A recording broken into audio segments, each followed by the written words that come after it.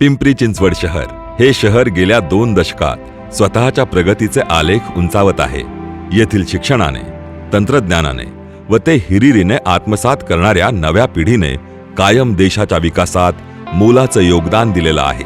15 August 2018 रोजी पिंपरी चिंचवड आयुक्तालयाची स्थापना झाली. पाहता पाहता पोलीस यंत्रणेने जोरकस काम करून येथील गुन्हेगारीला आळा घातला आणि शहरात शांतता प्रस्थापित करण्याचं काम केलं. सर्व काही ठीक सुरू असताना हळूहळू बाल गुन्हेगारांची संख्या वाढताना दिसू लागली. वाहनांची तोडफोड, वाहने जाळणे, टोळीयुद्ध आणि चोऱ्या अशा अनेक गुन्ह्यात विधी संघर्षित बालकांचा सहभाग दिसून आला. पोलीस आयुक्तालयात सदर गोष्टींची कारणे शोधण्यासाठी बैठका झाल्या.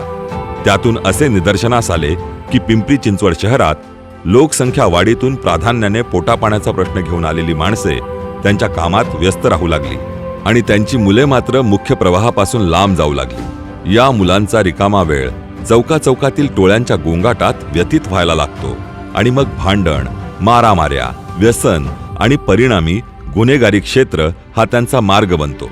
यावर तोडगा म्हणून या मुलांच्या ऊर्जेला दिशा देण्यासाठीच्या पर्यायांचा शोध सुरू झाला. याआधीही विशेष बालपथकाचे प्रयत्न सुरूच होते, परंतु आता यात आणखी ठोस उपाययोजना करण्याची गरज भासली आणि यातूनच पुढे आला तो म्हणजे दिशा उपक्रम. मुलांना गुन्हेगारीपासून परावृत्त करायचं असेल तर या मुलांकडे असलेला वेळ आणि त्यांची ऊर्जा त्यांच्यात खेळ भावना जागृत करून गुंतवली पाहिजे असा प्रस्ताव यातून पुढे आला. खेळ म्हणून फुटबॉल या खेळाची निवड केली गेली आणि दिशा उपक्रमाच्या या परिवर्तनशील विचाराची मुहूर्तमेढ रोवण्यात आली.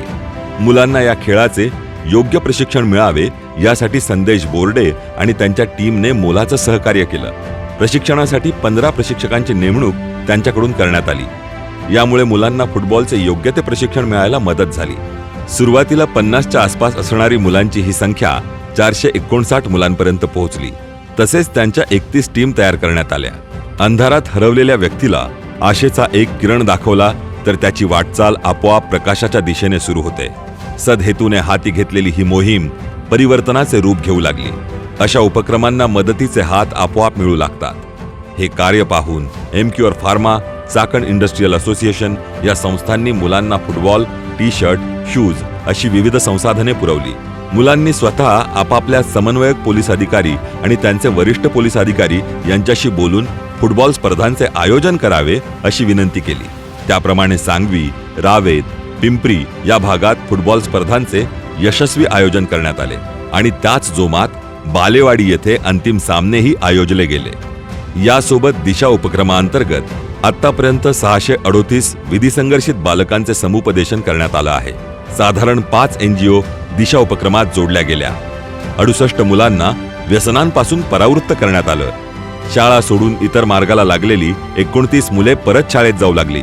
450 पेक्षा जास्त मुलांना फुटबॉल प्रशिक्षण देण्यात आलं आणि त्याप्रमाणे विप्रो, TCS अशा IT कंपन्यांना भेटी देऊन मुलांना प्रेरणा देण्याचे प्रयत्न केले गेले. हे सर्व यश बाहेरून चकाकत जरी असलं तरी एक नाव आदराने येथे नमूद करावं लागेल. ते म्हणजे दिशा ही अभिनव संकल्पना ज्यांना सुचली ते आमचे पोलीस आयुक्त श्री विनयकुमार चौबे सर. त्यांच्या दूरदृष्टीला विशेष बाल पोलीस पथकांची साथ लाभली आणि हा उपक्रम योग्य दिशेने वाटचाल करू लागला. 22 पोलीस स्टेशन अंतर्गत एकाच वेळी उपक्रमाची कामे सुरू आहेत. फुटबॉल हा या मुलांच्या आयुष्याला नवी उभारी देताना दिसतोय. या मुलांना सामाजिक जाणीवा, सामाजिक जीवन जगताना लागणारी जीवनावश्यक मूल्ये मिळवून देण्याचं महत्त्वाचं काम केलं जात आहे. फुटबॉल हे केवळ माध्यम आहे. यातून मुलांमध्ये असलेली ऊर्जा याला विधायक वळण देणे हा मूळ उद्देश आहे. आमच्या दिशाचा मुलगा हुशार, शिस्तप्रिय नसला तरी तो रांगडा आणि ऊर्जावान आहे. आसमान में उड़ना तो हर कोई चाहता है, बस पंखों में उनकी ताकत कितनी है उसका एहसास दिलाना जरूरी है.